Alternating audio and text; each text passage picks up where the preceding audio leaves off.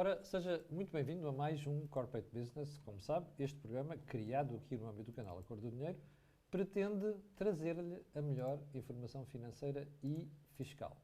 Antes de mais, começo por pedir desculpa, porque o programa era para ter ido para o ar na sexta-feira da semana passada e, por culpa que é apenas atribuível a mim, não ocorreu. Bom, como sabe, este programa divide-se entre o Vox Pop e depois os nossos convidados. Esta semana, como convidados, além do comendador residente, que é o José Pedro Farinha, CEO da Betocnet, e também a Isabel Cipriano, presidente da Apotec, temos a Sofia Cordeiro, que é da Twinkle, como sabe, uma intermediária de crédito. Mas vamos então ao Vox Pop, que eu já lhe apresentarei o programa e o que é que vamos falar hoje.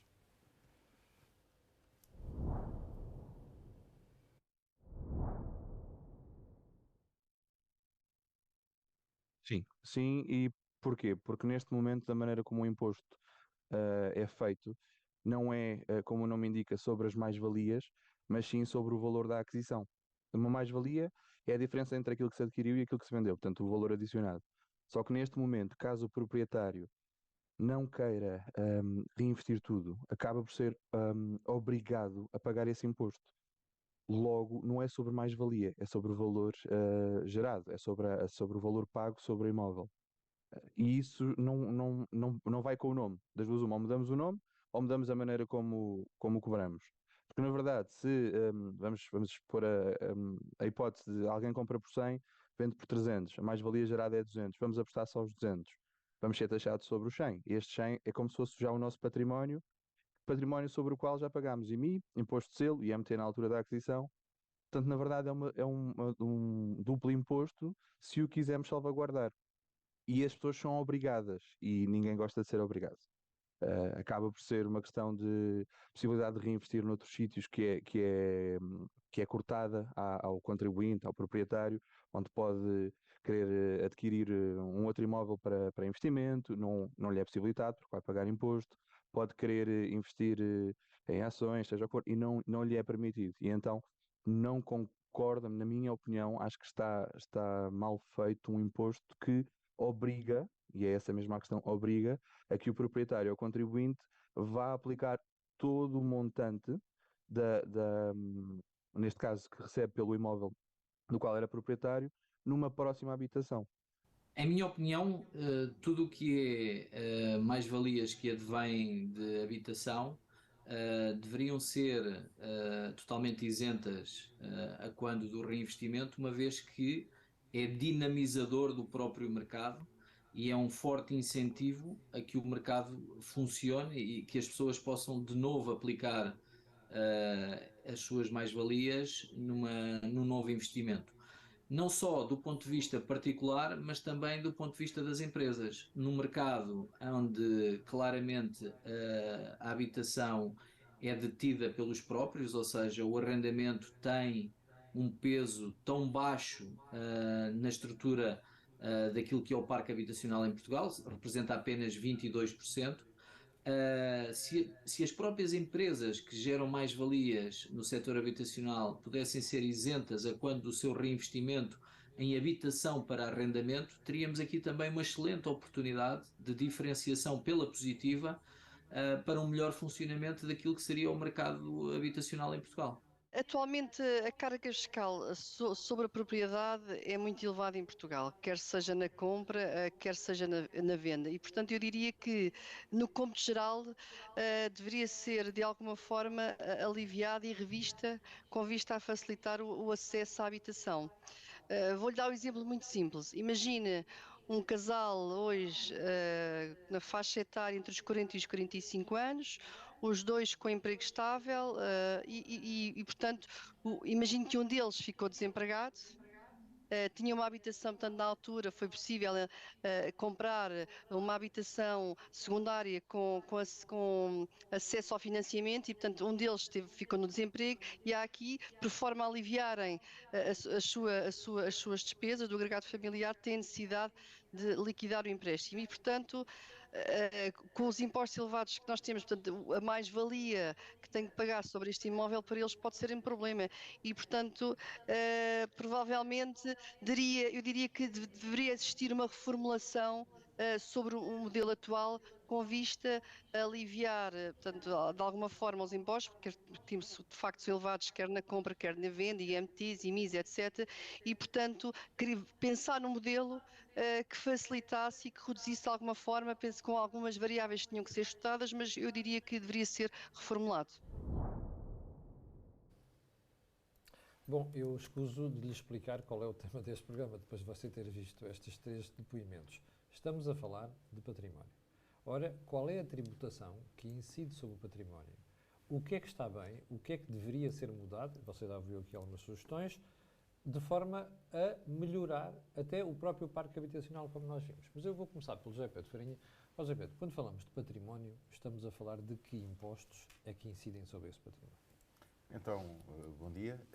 Quando falamos de património, estamos a falar da segunda área mais tributada em Portugal. Portanto, a primeira é o automóvel, já Sim, falámos claramente. disso muitas vezes, e também do património temos dupla tributação. Começamos logo com o IMT barra IVA, e portanto Sim. temos que esmiuçar isso um bocadinho. Mas vamos primeiro percorrer a fileira dos impostos aplicável ao Portanto, património. temos Depois vais IMT, analisar a questão do IMT. Portanto, IMT, IMI, IMI. adicional IMI. E depois, exatamente, o imposto de Mortágua. Mariana, estamos agradecidos à Mariana Mortágua por ter criado mais um imposto. E depois temos a questão que foi até o tema do Vox Pop, que é a questão das mais-valias, onde podem incidir IRS Sim. ou IRC. E nós Consoante seja vendido por um particular ou por uma empresa. Sim, e ainda temos o imposto social. O imposto social. E tu falaste do IVA há bocadinho. Porquê? Falei no IVA porque quando nós olhamos para os imóveis, e portanto é público, os imóveis estão isentos de IVA. Sim, porque são sujeitos a IMT. Pois, paga IMT. Portanto, esta isenção, na verdade, é uma falsa benesse, como a maioria das isenções de IVA, mas, portanto, vamos voltar ao património. Porque significa que quem vende o imóvel não liquida IVA ao comprador final, porque o comprador final vai pagar IMT, mas suportou o IVA, que se tornou num custo, ao longo da construção. Por exemplo, se nós pegarmos num simples exemplo de um terreno de 400 mil euros Sim. e construção de um prédio que vamos gastar 1 milhão e 200, e portanto temos um custo total de construção do prédio de 1 milhão e 600, que se divide em 10 frações. Portanto, temos um custo de 200 mil euros por cada fração, portanto, Sim. custo base. Se nós construirmos isto com uma empreitada, portanto, só para facilitar aqui as contas, e estes custos de construção, que são 1 milhão e 200, portanto, vão gerar IVA como custo de 276 mil euros, que vai encarecer, portanto, o valor de cada fração deixa de ser 200 mil euros para ser 234.500 euros. Porque o valor de cada fração tem de levar em conta os custos todos, inclusive o custo de imposto, que neste caso é o IVA. Exatamente. E sobre tudo isto, o comprador final vai pagar IMT, porque deixou de haver aqui o mecanismo de dedução do IVA. Se nós substituíssemos o IMT por uma liquidação de IVA, uma taxa de 6%, portanto, Sim. para ser equivalente ao IMT, nós teríamos que o custo da fração final seria de 200 mil euros, porque tínhamos deduzido o IVA. Portanto, ao aplicar o IVA, o valor final para o comprador... 276 mil. Sim, portanto, o valor final para o comprador, neste exemplo, Sim. a fração custaria 212 mil euros. Sim, Enquanto que assim custa 241 mil. Pois. Portanto, é desta diferença de 30 mil euros que estamos que a não falar. é brincadeira nenhuma, nomeadamente quando nós temos um problema de habitação neste momento. Já agora, antes de irmos ao resto do programa, deixe-me só pedir aos espectadores, têm aqui um link para carregarem, precisamente sobre esta pergunta. Concorda que as mais-valias das casas de habitação própria tenham benefícios fiscais, ou seja, que só estas é que tenham benefícios fiscais? Fica aí o link para vossas excelências poderem ir votando. Aliás, já temos ali uma indicação. José Pedro, vamos continuar. Pronto, e em relação ao IVA, portanto, queria só alertar, nós não podemos fazer nada, portanto, enquanto contribuintes não podemos fazer nada, podemos só alertar para esta injustiça que é a dupla tributação em relação ao IMT. Só uma pergunta. A forma como isto está feito tem a ver apenas com a maximização dos impostos que se pagam. Ou seja, o Estado quer mais receita, ponto. É o que isto explica. É, porque nunca ninguém se deu ao trabalho de reformular o velhinho imposto que é a CISA, que deu origem ao IMT, né? e que é anterior ao IVA. Sim. E, portanto, temos aqui uma dupla tributação que, na verdade, é confortável que não se mexa. Pois, Não é? dá mais receita ao Porque Estado. as empresas vão pagando o IVA e vão suportando, né, tanto na sua construção, e a seguir as pessoas vão pagar IMT sobre tudo. Uhum. Ou seja, é quase como no automóvel, não é? Tu pagas o IA, pagas IVA e depois há o imposto sobre o imposto. A história é a mesma. O automóvel é mais grave, porque depois nas empresas ainda têm tributações autónomas sobre tudo isso. Exatamente. Aliás, nós já tratámos isso aqui várias vezes.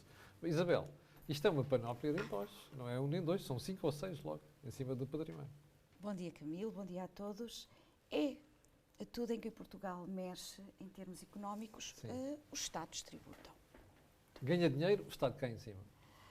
É uma máxima velha economia fiscal.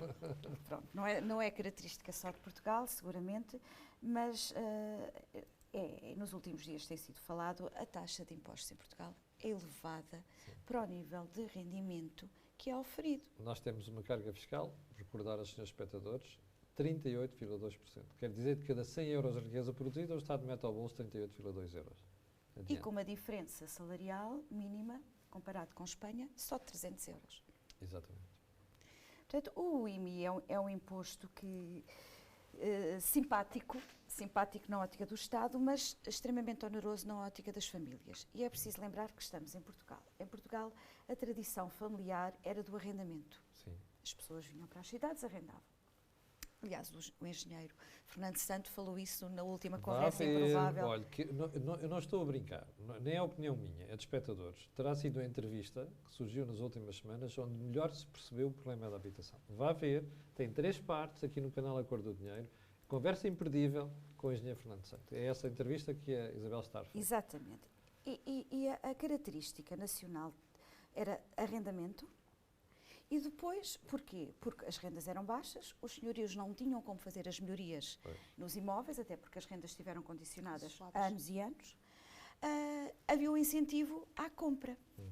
E depois continuou-se a incentivar a compra. E depois de se incentivar a compra, então agora vamos incentivar a tributação das compras. Exatamente. Portanto, aquilo que para nós portugueses poderia ser visto como um investimento, não é? Uma outra poupança, não ser nos bancos, mas ser através do património imobiliário, neste momento é altamente penalizada, sobretudo no aspecto das mais-valias das segundas e terceiras habitações. Sim. Porque só as próprias e permanentes é que conferem direito ao benefício através do revestimento. Isabel, para as pessoas menos versadas nisto, vamos tentar definir a forma como se aplica as mais-valias. Mais-valias quer dizer a diferença entre o preço que o imóvel custou e o preço que o imóvel é vendido. Exatamente. Portanto, No caso dos singulares, no caso do reinvestimento. Sim. Ou seja, eu, proprietária de uma casa, resolvo mudar de casa, que é a minha habitação própria e permanente, paguei um montante pelo imóvel que 100 mil adquiri. euros, depois revendo por 150, a mais-valia é 50 mil A euros. mais-valia é 50.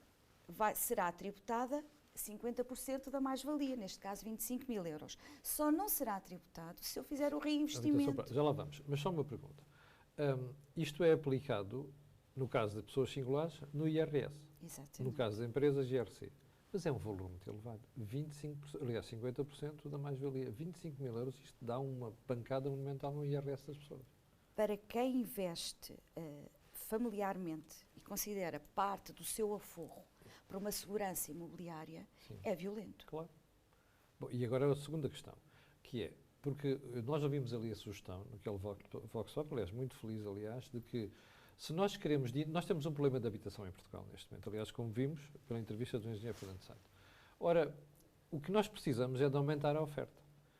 Não faria sentido que este imposto deixasse de ser aplicado também para as situações em que nós não reinvestimos em casa própria, mas imagino, por exemplo, para o mercado habitacional, para arrendamento. Podia ser visto como um incentivo à dinâmica do mercado. Claro. Ou seja, colocar mais casas no mercado para Colocar arrendamento. mais casas, incentivando as famílias. Mas, Camilo, isto depois tem o reverso da medalha. Que é? Se nós, quando falamos de alojamento local, e basta olhar para uma coisa muito simples, que é o regulamento dos condomínios, é raro o regulamento do condomínio que não atenta quanto ao direito de um proprietário ter um imóvel que, em vez de estar vazio, a desvalorizar, nós preferimos ver casas vazias a perder valor, é verdade, é do que estar a gerar, por um lado, rendimento para o proprietário, dinâmica para o próprio imóvel. Sim. Eu sei que há críticas depois ao nível da sociedade, mas é uma questão de nós acomodarmos as regras. Obviamente. E não criarmos entropias ao desenvolvimento. Sim. Sofia, o que é que está aqui a ser feito nos últimos tempos? Claramente desencorajar o investimento para arrendamento habitacional. Como Arrendamento estas, e não como só. estas, Voltando só aqui um bocadinho atrás ao que foi dito, todos os dias me chegam situações de pessoas que nos pedem simulações de mais-valias, ou seja, as pessoas querem comprar casa e o vendedor diz que não vende a casa porque ao vender não vai conseguir liquidar as mais-valias, ou porque fez multifunções, ou seja, um novo crédito sobre o imóvel, ou mesmo porque acha que não compensa. Ou seja, eu tenho vários casos em mãos em que as pessoas dizem, bem, porque é que eu vou vender se eu vou dar uma parcela tão grande daquilo que eu ganhei ao Estado? É verdadeiramente assim. Ou seja, há pessoas que não vendem para não pagar as mais-valias e são imóveis que estão fechados.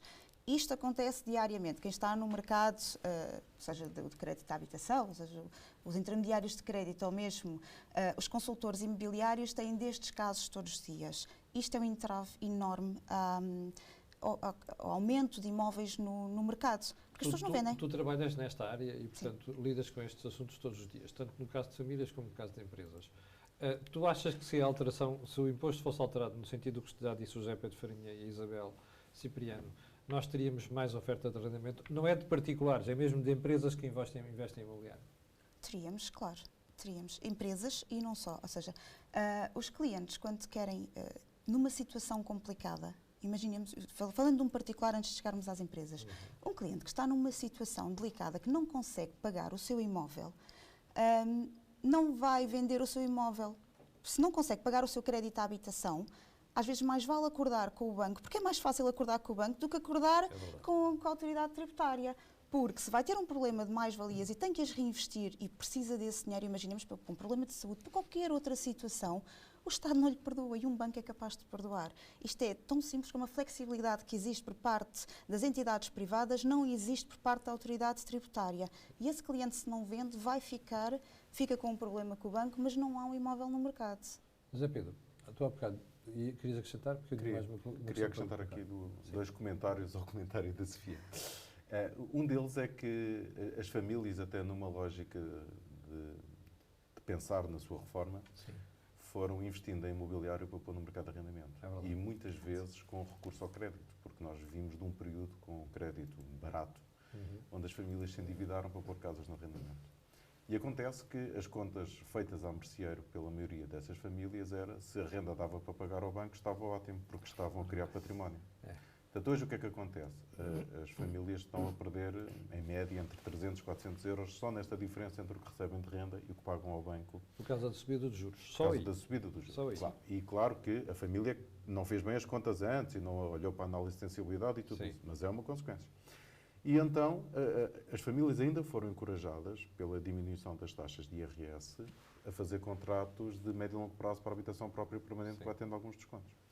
E o que é que acontece agora? Estão limitadas no acréscimo anual da renda. Ou seja, na atualização da renda, porque o Governo fixou 2%. Portanto, não só os seus custos elevaram, não só com o crédito, como também os gastos de manutenção dos próprios imóveis, como não podem aumentar a renda proporcionalmente. Claro que tem uma benesse gigante no desconto da taxa de IRS, e claro que esta benesse gigante... Não é suficiente para cobrir o claro aumento que não. das Aliás, é ridículo, até porque quanto maior for o contrato, menor é a benesse.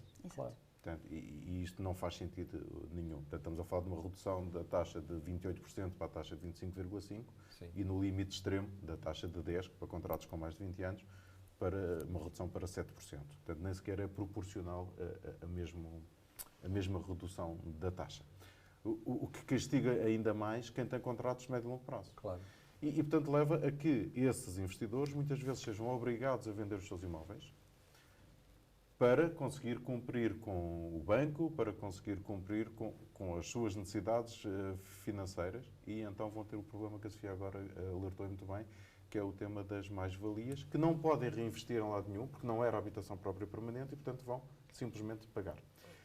O mesmo se aplica, e portanto, voltando às empresas, em que as empresas muitas vezes, quando tinham excesso de liquidez, investiam em imóveis que é o chamado propriedades de investimento, portanto, tecnicamente, que são imóveis para rendimento, que não estão diretamente relacionados com a sua atividade comercial, industrial ou agrícola, como se diz tecnicamente.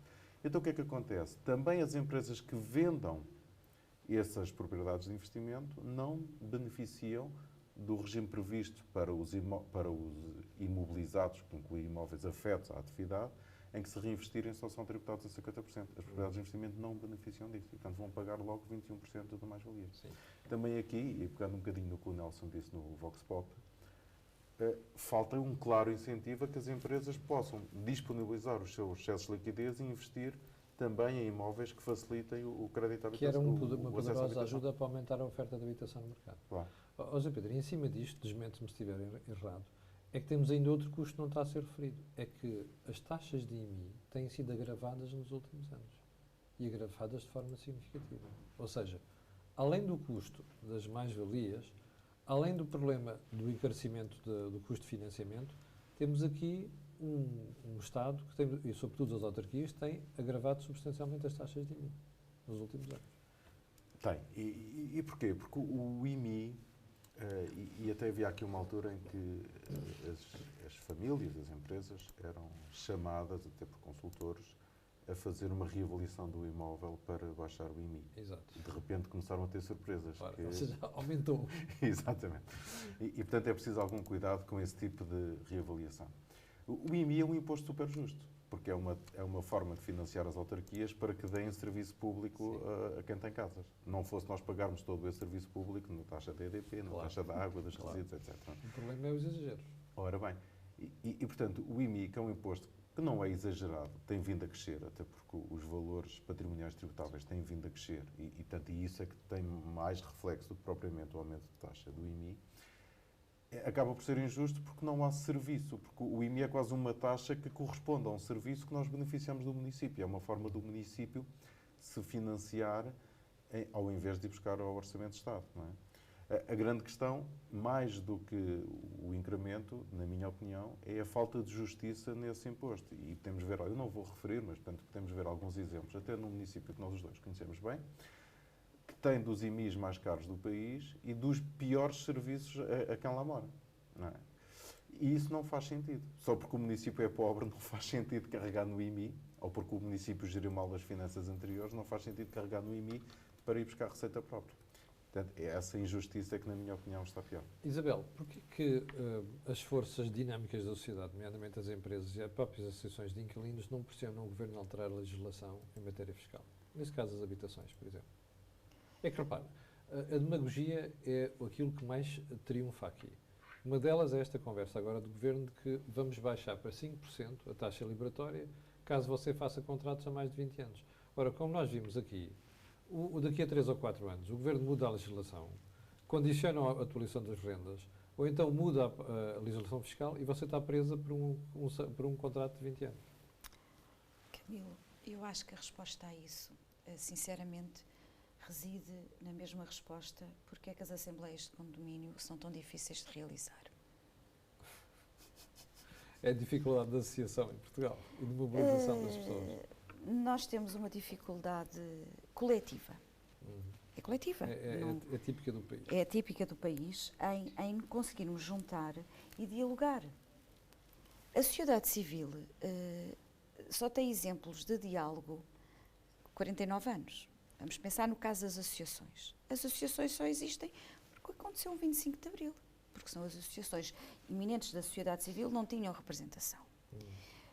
O pequeno empresário que faz investimento ao nível da sua esfera particular não tende a dialogar, porque não vê aquilo como uma atividade. Há pequenas associações, há a Associação do Alojamento Local, há associações do microcrédito, há entidades que, através da sua linha de atuação, até porque são players no mercado, têm mais que interesse legítimo em pôr toda a gente a sentar. Mas, pelo visto, não há. Eu vou dar um exemplo que não funciona. Quase unilaterais, não ouviu ninguém. Terá ouvido, mas não terá ouvido o suficiente. Vou dar um exemplo. E é um exemplo ao contrário. Todos nós sabemos que a matriz nas finanças se atualiza como? Através do registro predial, que é um serviço à parte. Mas se aplicarmos o AIMI, se estivermos sujeito ao adicional sobre o IMI, portanto, para património singular a partir de 600 mil, 1.200.000, se for... Imposto de Mortágua, nunca é demais lembrar isto, não é? Chamamos-lhe AIMI, que é o que o código... Não, eu chamo Imposto de Mortágua, sim. O que é que sucede? Se o casal optar pela tributação conjunta, automaticamente a matriz nas finanças é alterada. Pois. Ou seja, como é que se altera a titularidade de um bem da esfera, predial, com base no imposto? Critério fiscal. Portanto, se as entidades do Estado não conseguem perceber que há aqui uma falha jurídica e que não pode ser corrigida desta maneira, e vai dizer, isto importa no caso das heranças, por exemplo. É verdade. Claro. Alguém faz ideia neste país o que é o conserto de uma matriz mal registada nas finanças? É um drama. É um drama. Vamos contribuir com mais um. Exatamente. Já agora, vamos fazer aqui o update. Nós fizemos a pergunta, concorda que só as mais-valias das casas de habitação própria tenham benefícios fiscais? 23% diz que nunca pensei nisso, então pense. Sim, 19%. E não, 57,7%. Sofia, estás a admirar? Não estou. Ou seja, nós temos, apesar de tudo aqui, uma maioria a dizer que as mais-valias deviam servir também para outro tipo de investimentos e não apenas em casa própria. Deviam. Isso é o que hoje em dia o Portugal precisa, é de investimento, é de liberalização económica, das pessoas sentirem-se livres de investir o seu dinheiro para dinamizar a economia. É isso que faz falta. Isto para as empresas fazia uma grande diferença, por exemplo. Mesmo para os particulares. Para os particulares, para as empresas, mesmo os próprios particulares, vamos voltar àquele tema que estávamos a falar há pouco, para os particulares, o nível de impostos sobre é tão elevado em Portugal, em especial sobre a habitação, condiciona tudo. Para além das mais-valias, temos o tema da aquisição, ou seja, os jovens não conseguem o nível de impostos na aquisição, quando vamos a somar tudo, ou seja, se fizermos um Excel, que é uma coisa simples, com todos os impostos e custos que tem na aquisição de uma habitação, condiciona qualquer jovem, ou não jovem, ou uma classe média, de ter acesso à habitação. E este é mais um entrave. José Pedro, nesta questão não temos falado, de facto não chamamos muita atenção aqui, a Dina falou, mas não chamamos muita atenção. Mesmo no momento da compra, a fiscalidade é elevadíssima. Eu até queria dar aqui uma ajudinha à Sofia. Nós já fizemos até algumas outras eventos sobre isto. Porque isto até levou a que muitas famílias tenham crédito não à habitação para conseguir pagar a fiscalidade. Porque quando se negocia uma casa e se for o preço de venda 300 mil euros, ok, faz-se as continhas todas e com a ajuda do pai, da mãe, do tio, aquilo vai dar. Mas quando vamos fazer a escritura, tem imposto de selo, IMT, imposto de selo sobre o crédito, o custo da escritura. E estás a olhar para um valor de 300 mil euros, que é um valor que já não é qualquer pessoa que tem acesso. Ou seja, se nós olharmos para um valor de 200 mil euros, que hoje em dia já é muito difícil aceder ao crédito com o ordenado médio é capaz de chegar aí para os 10 mil euros, num valor desses. As despesas totais acrescem a isso, porque nós temos que ver que são os registros depois na conservatória, é o IMT, é o imposto de selo sobre a aquisição e depois temos outra coisa, que é o imposto de selo sobre crédito, ou seja, o imposto de selo é cobrado 2 vezes. O crédito é cobrado, 0,6, ou seja, por cada 100 mil euros são 600 euros, e depois, nesse caso, em 200 mil euros, estamos a falar de 1.200 euros, mais 4.500 de IMT, mais 1.600 de imposto de selo sobre compra, depois metam as comissões do banco, metam a escritura, coloquem também os registros que vão ser necessários. Um jovem não consegue comprar uma casa de 200 mil euros com menos de 11 mil euros juntos. Só para este tipo de despesas? Só para estas despesas. Mas depois é obrigado a ter mais 10% para a entrada do imóvel. Ou seja, qual é que é o jovem que consegue ter 32 mil euros? A ganhar menos de 1.000 euros por mês. A ganhar menos. Não, nem o crédito, nem tem acesso ao crédito, porque nós somos obrigados a calcular uma taxa de esforço com a taxa atual que temos de Euribor, mais 1%. Mais 3% de taxa de stress se for em taxa variável. Isto quer dizer que um jovem hoje em dia tem que ser capaz de pagar uma casa ao preço de uma taxa de juros de um crédito pessoal, que são 7,5%. Isto são medidas macroprudenciais do Banco de Portugal que limitam totalmente o acesso ao crédito por parte dos jovens, porque não têm capacidade. Ponto. Não têm capacidade. Ou então conseguem enganar o banco e vão mesmo buscar um crédito pessoal para E depois para temos um cumprir problema essa a posteriori, Como porque acontece. assim, os intermediários de crédito nisso acho que fazem um papel muito importante, que é alertar as pessoas e explicar o que é uma FINE. A FINE tem 32 páginas ou 34. Tem tantos planos financeiros que acaba por ser contraproducente. Está lá a informação toda, mas qual é que é o português que olha para todas as letras pequeninas? Somos nós, muitas das vezes, que nos sentamos à frente de um cliente e dizemos: atenção, se subir 2%, a sua prestação vai subir mais 300 euros. Que são as contas que as pessoas não fazem. Exatamente. Destroem o sonho, mas vale a pena. Mas muitas das vezes salvamos uma vida. A verdade é essa. É verdade. José Pedro, vamos fechar isto, estamos quase com a meia hora de programa. Eu tinha aqui uns alertas que são, Sim. porque no que diz respeito e sobretudo ao IRS, portanto, nós temos estado aqui a falar de coisas que são alertas importantes, mas há coisas que nós podemos fazer e que estão nas nossas mãos e que importa perceber. Nomeadamente no que diz respeito à mais-valia, quando falamos de valor de reinvestimento, falamos de reinvestimento do valor de venda. Portanto, isto é uma das dúvidas que mais nos chega, não é reinvestir a mais-valia, é reinvestir o valor de venda. Existe uma isenção ou uma não aplicação de IRS sobre mais-valias para prédios adquiridos antes de 1989. Atenção às heranças. Quando transita, passa a ser sujeito a mais-valia. É uma nova data. É uma nova data. Portanto, é outra coisa que as pessoas... É das maiores dúvidas que as pessoas têm. Sim. É outra coisa que as pessoas se esquecem muito. E para as empresas, queria deixar um alerta para compra para revenda, no que diz respeito à isenção de IMT, porque houve uma alteração significativa na lei. Já não são 2 anos, agora é 1 ano, não é? E mais do que isso, porque antigamente bastava demonstrar que no ano anterior tínhamos comprado ou vendido. Este ano temos que demonstrar que vendemos um bem adquirido para revenda. E, portanto, muda substancialmente o conceito e, portanto, nada como consultar o contabilista, a contabilidade da empresa, para não ter dúvidas quanto a isso, antes de se pôr ao caminho até a comprar empresas que supostamente têm essa isenção, era algo que se fazia muito no mercado, e que hoje essas empresas podem não ter esse benefício. Sim. José Pedro, mail, se as pessoas tiverem dúvidas, para onde é que vão escrever? corporatebusiness@petocnet.com. Olha, já agora, antes de irmos embora, atualizo o gráfico. A pergunta, como sabe, é: concorda que só as mais-valias das casas de habitação própria tenham benefícios fiscais? Nunca pensei nisso, já vai com 21%. Sim, 17% ou 18%, quase 18%. E não, ou seja, o imposto devia mudar, são 60,7% das pessoas. Não se esqueça, nós temos interesse em conhecer a sua opinião. O link vai continuar aqui a estar disponível nos comentários e, portanto, vá votando. Foi o Corporate Business deste mês. José Pedro, qual é o tema do próximo programa? Ainda não temos. IES, temos. IES. Informação empresarial simplificada, que é como quem diz complicada. Informação empresarial que não é simplificada e é complicada. Como diz José Pedro Farinha, está a dar razão. Fique bem, tenha um grande mês, tenha uma grande semana. Nós voltaremos a estar consigo no próximo programa. Muito obrigado a si, muito obrigado aos membros do painel desta semana. Com licença.